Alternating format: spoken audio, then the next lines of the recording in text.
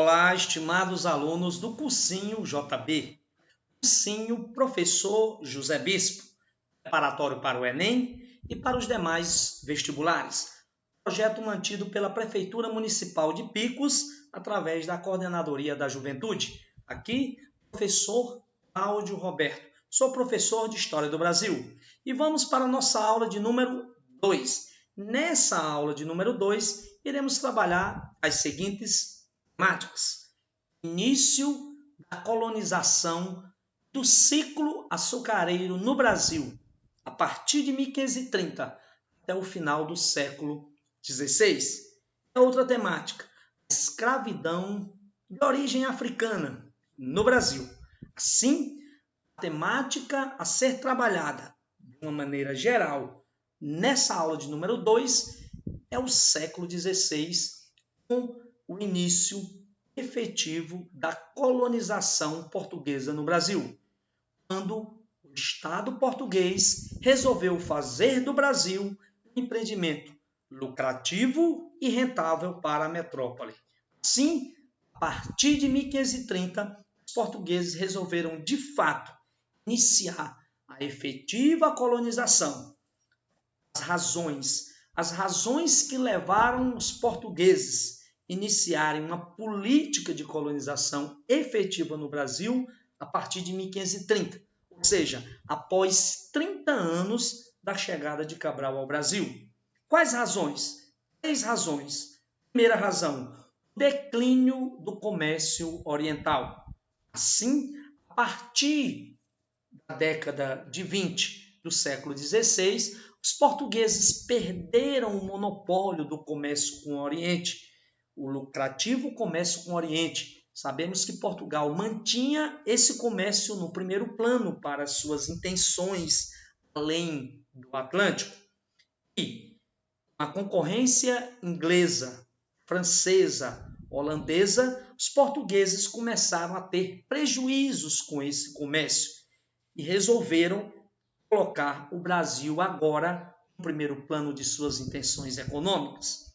Outra razão, a ameaça dos piratas, a constante presença de franceses no Brasil durante o período pré-colonial, contrabandeando a madeira, levaram os portugueses temer perder esse território para os franceses. A ideia, assim, é colonizar para não perder. Só havia uma forma de garantir a posse do território, povoando, colonizando. Outra razão, a possibilidade de encontrar riquezas minerais no Brasil. Os portugueses sabiam que os espanhóis já tinham encontrado, já estavam explorando metais preciosos em suas colônias na América Central, na Cordilheira dos Andes, e os portugueses então resolveram colonizar com a intenção de investir na procura de riquezas minerais no Brasil, ouro ou, quem sabe, prata. Essas foram as 3 razões que levaram os portugueses a efetivamente iniciar a colonização no Brasil a partir de 1530 e, no ano de 1531, enviaram para o Brasil a primeira expedição colonizadora, comandada por Martim Afonso de Souza. Naquela oportunidade, a coroa portuguesa encontrou dificuldades em encontrar voluntários que quisessem vir morar no Brasil. A solução foi enviar para cá degredados. Isso mesmo, aquela população marginalizada, presidiários, bêbados, mulheres prostitutas. E assim os portugueses foram enviando para cá esse contingente de pessoas a fim de iniciar a colonização. A ideia era fazer da colônia um empreendimento altamente lucrativo para a metrópole, onde a metrópole iria garantir o monopólio através do pacto colonial, onde a colônia deveria enviar para a metrópole produtos primários e consumir manufaturas da metrópole. A primeira vila fundada no Brasil por Martim Afonso de Souza, que comandou a primeira expedição colonizadora, foi a Vila São Vicente. Essa expedição teria a missão de garantir a posse, o início da colonização, fundar núcleos coloniais e expulsar possíveis estrangeiros que estivessem em nosso território. A primeira vila fundada no Brasil foi a Vila São Vicente, no ano de 1532, como bem podemos observar nessa imagem na tela, cujo pintor quis retratar aí a solenidade de fundação da primeira vila, onde o símbolo de uma vila é a construção de um poste de pedra, que nominamos de pelourinho. As primeiras edificações públicas de uma vila no Brasil era um pelourinho. No futuro, acabaria se tornando um local para torturar escravos. Uma cadeia, isso mesmo, uma unidade militar. Uma igreja logo ali ao lado. Essas eram as primeiras edificações de uma vila, as vilas que foram surgindo no Brasil no século XVI, enquanto que as primeiras vilas fundadas pelos norte-americanos lá na América do Norte, as principais edificações eram uma escola e um banco. Aqui era um pelourinho, uma cadeia e uma igreja. Os portugueses, a coroa portuguesa, em déficit, em prejuízos, em crise financeira, a coroa portuguesa resolveu entregar a particulares o projeto de colonização. Uma experiência que os portugueses já trabalhavam lá nas ilhas de Cabo Verde e Açores, que era entregar à iniciativa privada o projeto de colonização, dividindo o Brasil assim, em capitanias hereditárias. 15 capitanias hereditárias, ou seja, 15 longas extensões de terras, que ia do litoral à linha imaginária de Tordesilhas. A largura variava entre 300 até 600 quilômetros. 15 capitanias que foram entregues a 12 capitães donatários, pessoas escolhidas a dedo pelo Estado português, nobres que iriam assumir o projeto de colonização nesses territórios.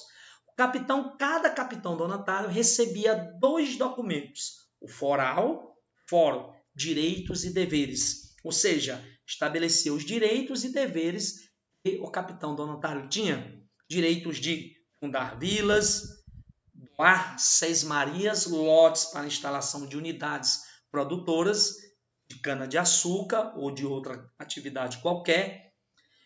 Também o direito de cobrar tributos, o dever de repassar parte desses tributos para o Estado português. O Estado português teria, assim, lucros nessas capitanias, correspondente 10% dos lucros de atividades agrícolas, e se caso fosse encontrado no Brasil algum minério, ouro ou prata ou diamantes, 20% seria a tributação sobre essas atividades, ali determinado pelo foral desse documento. A carta de doação era o documento de posse e hereditariedade do capitão donatário, que recebia o título de capitão.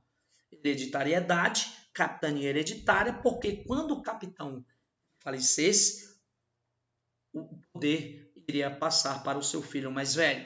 Assim, o Brasil foi dividido em 15 latifúndios.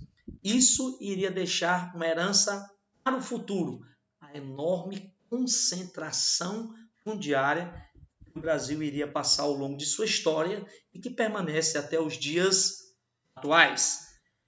E qual o produto escolhido pelos portugueses a ser produzido em grande quantidade como monocultura de exportação? O produto foi a cana-de-açúcar. Um produto que Portugal já tinha experiência no cultivo lá nas Ilhas Atlânticas.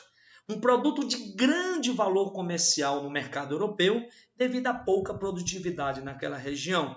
E um produto que se adaptaria ao clima tropical no Brasil. Assim, as 3 razões que levaram os portugueses a implantar a cana-de-açúcar no Brasil colonial, na chamada monocultura de exportação. E Foi assim introduzido a cana-de-açúcar, foi introduzida no Brasil nesse momento.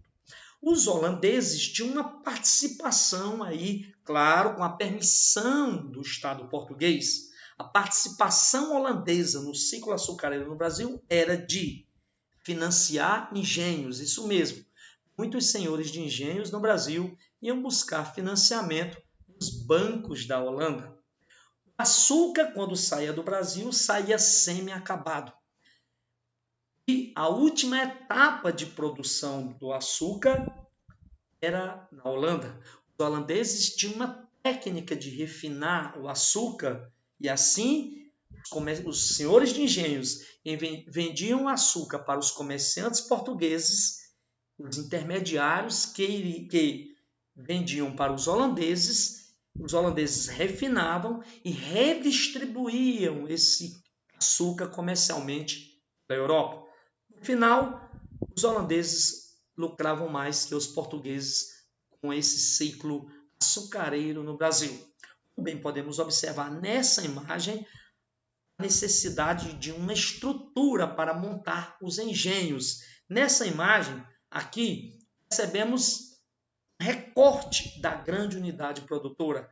Aí está a moenda. E percebemos que há uma necessidade de toda uma estrutura, mão de obra, precisava também do gado para ser utilizado como força de tração. E esses investimentos, muitos senhores de engenhos foram buscar para investir, foram buscar financiamento lá nos bancos da Holanda, para a permissão, a intermediação de Portugal. Durante o século XVI, assim, foram surgindo as várias unidades monocultura da cana-de-açúcar, como bem podemos apresentar nessa imagem. O engenho era a grande propriedade que apresentava todas as instalações para se produzir em larga escala a cana-de-açúcar e, consequentemente, o produto final, que era o açúcar. Podemos observar a casa grande, a casa do senhor de engenho, toda uma grande estrutura, a presença da capela ali ao lado da casa grande, assim percebemos a presença do catolicismo na colônia. Ali ao lado está a senzala, o local onde os escravos passavam a noite. Temos a roda d'água. Esse engenho, portanto, é uma moenda real.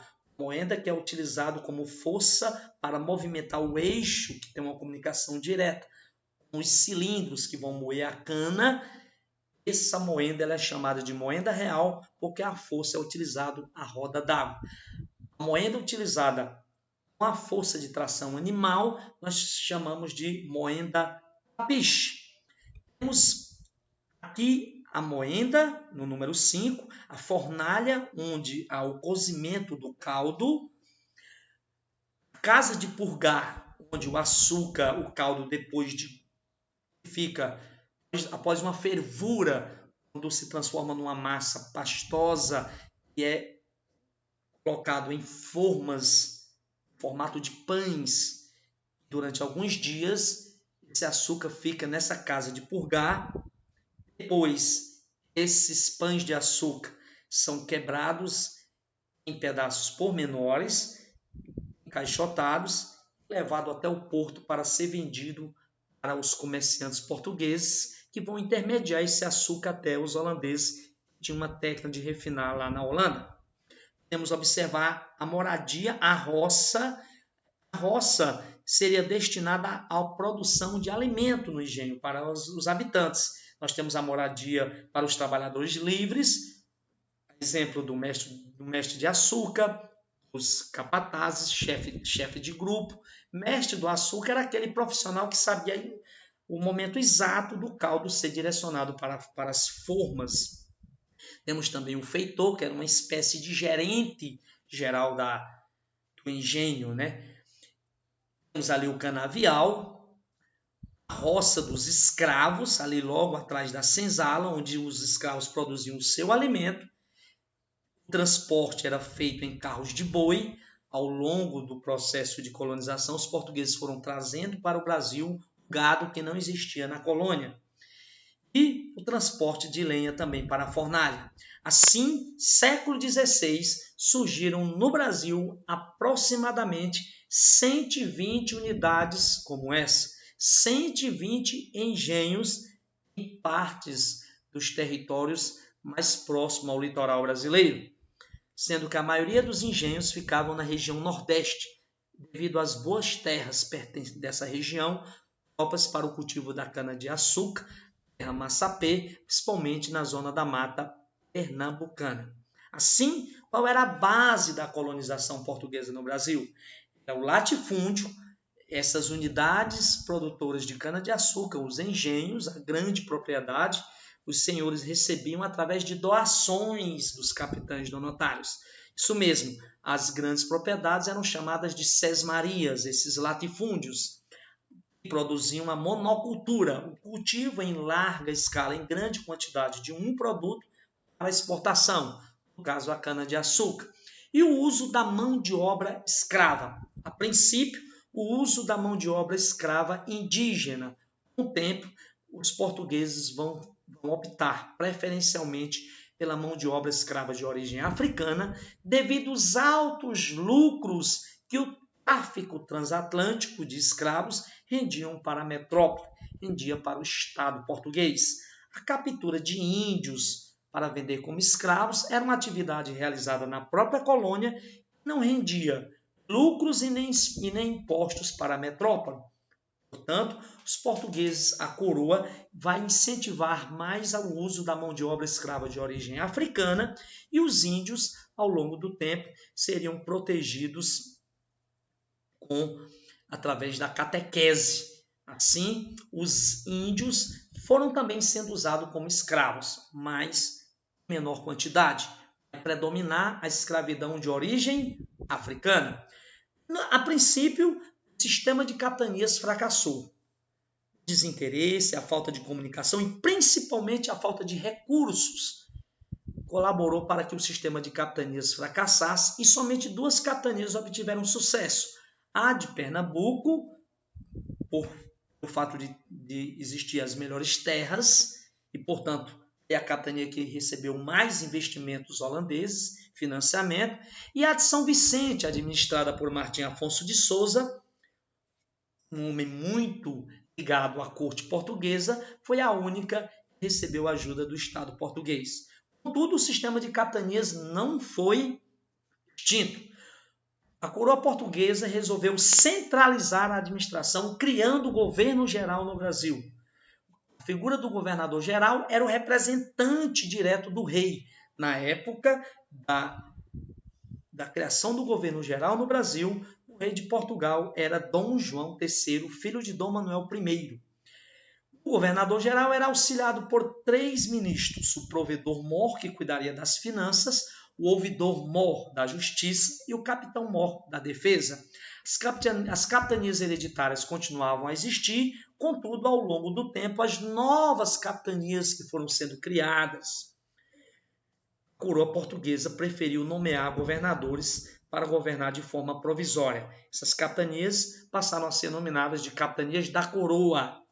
E, ao longo do tempo, com o surgimento das primeiras vilas e cidades, em cada vila e cidade foram sendo fundadas as câmaras municipais que iriam cuidar da administração local.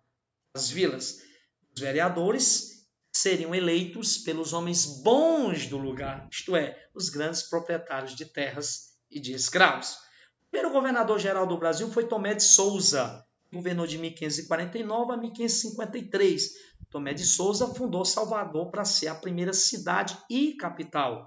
Durante o seu governo que foi introduzida a pecuária no Brasil, as fazendas de gado. O primeiro bispado, cujo primeiro bispo foi Dom Pero Fernandes Sardinha, a chegada também dos primeiros jesuítas que iriam trabalhar na catequese dos índios e assim protegê-los da escravidão, já que índios escravizados não poderiam ser, índios catequizados não poderiam ser escravizados.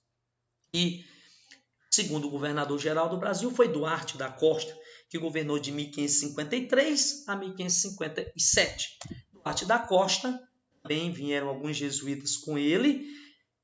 Nesse período, há um choque entre os jesuítas e os bandeirantes que capturavam índios para ser vendidos como escravos. Muitas vezes, os bandeirantes invadiam as aldeias missionárias, havendo um choque com os religiosos que protegiam os índios da escravidão.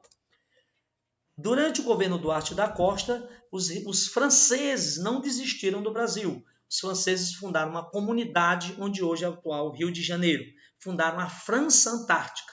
Eram franceses fugindo de conflitos religiosos na França, portanto, calvinistas franceses, huguenotes, que fundaram uma colônia no Brasil chamada França Antártica, onde hoje é o atual Rio de Janeiro.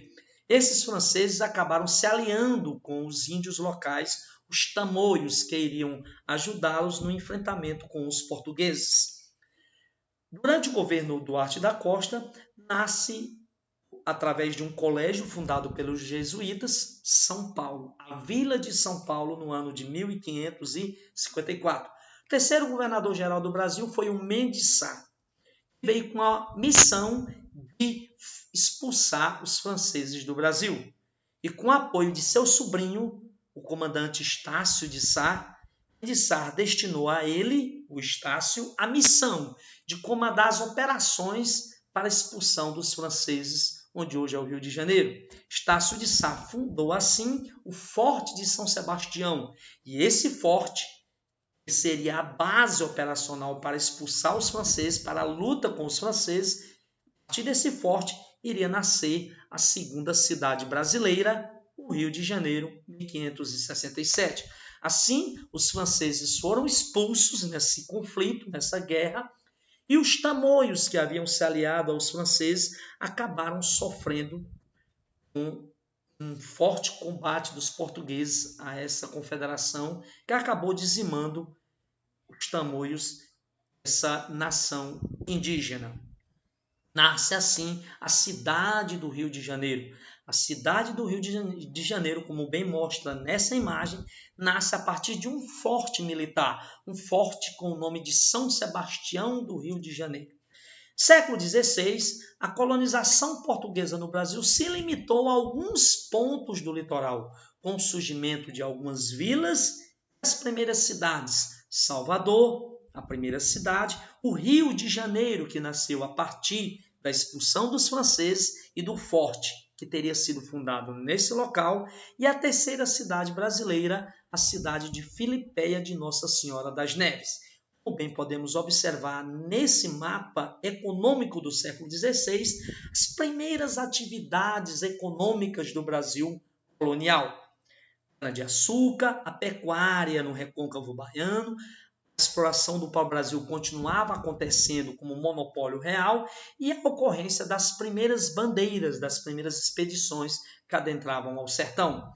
Além da produção de cana-de-açúcar, havia também atividades complementares, como a agricultura de subsistência, produção de feijão, mandioca, tabaco, algodão, produção da pecuária como fonte de alimento, produção de carne, leite e também do couro para a produção de chapéu, sandália, cadeiras de couro, dentre outros objetos. Servia também como transporte e força motriz. Vamos aqui tratar do tráfico da escravidão africana no Brasil. Foram 350 anos de tráfico, onde foram arrancados da África aproximadamente 5 milhões de africanos, transportados em navios chamados tubeiros.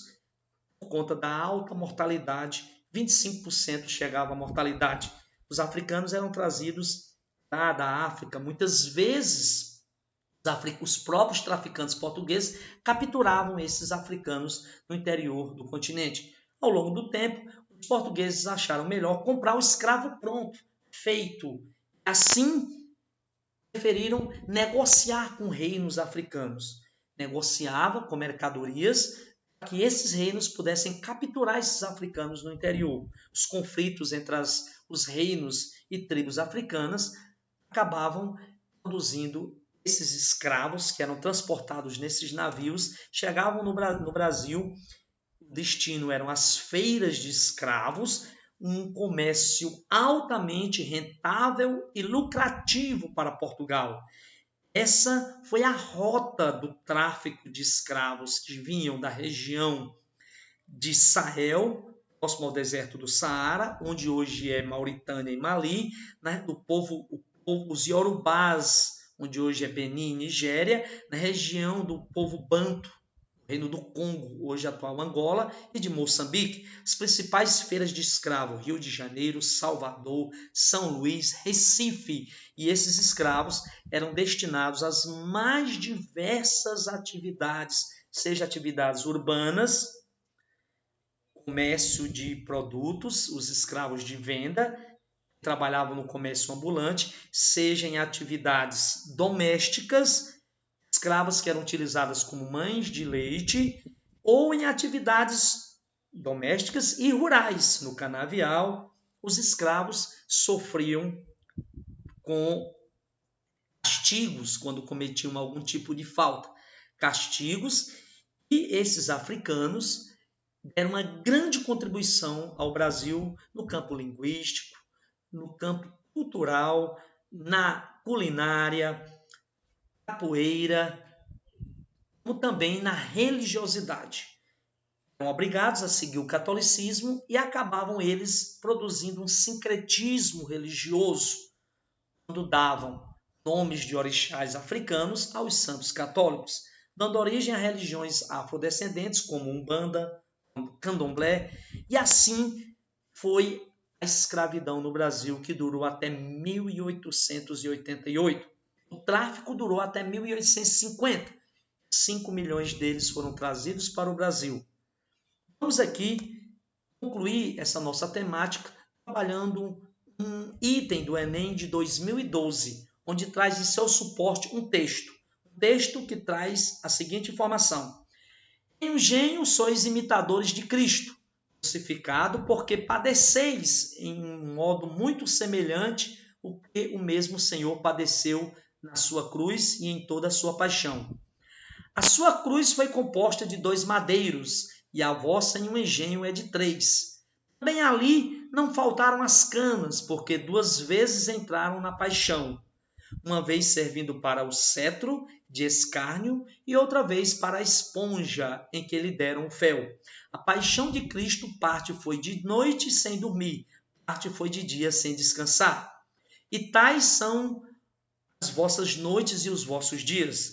Cristo despido, é vós despidos. Cristo sem comer, é vós famintos. Cristo em tudo maltratado, e vós maltratados em tudo. Os ferros, as prisões, os açoites, as chagas, os nomes afrontosos, de tudo isto se compõe a vossa imitação. E se for acompanhado de paciência, também terá merecimento de martírio. Esse texto faz parte de um trecho da obra do padre Antônio Vieira, Os Sermões do Padre Vieira.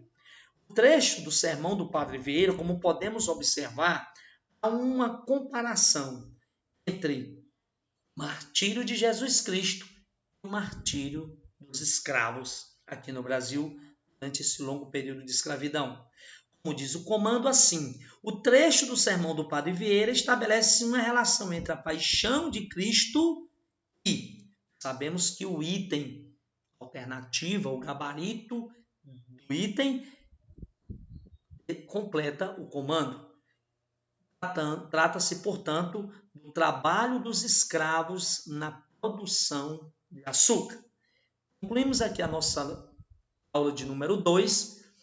Pedimos aos nossos queridos alunos clicar na descrição do vídeo, coloque seu nome para que possamos registrar e acompanhar a frequência de vocês.